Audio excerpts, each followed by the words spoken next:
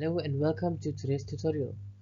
In this session, we learn how to partition an array into two groups based on a provided function's truthiness. This technique is useful for filtering and categorizing data dynamically. Let's get started.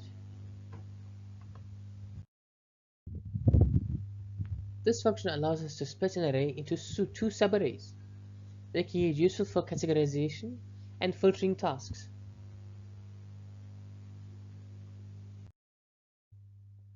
This function efficiently splits the array into two groups based on whether if nval evaluates to true or false.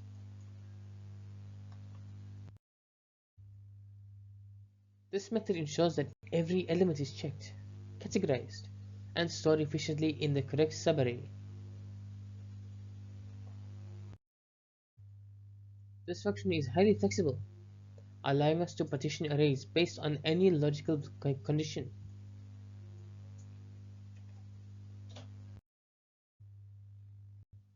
This method is widely used in user management, data filtering, UI rendering, and even AI models where categorization is required.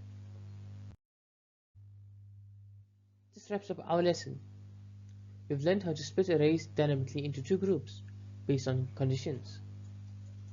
Try implementing this in your own projects. Thank you for watching. If you enjoyed this video, please make sure to like and subscribe for more JavaScript tutorials. I'll see you in the next one.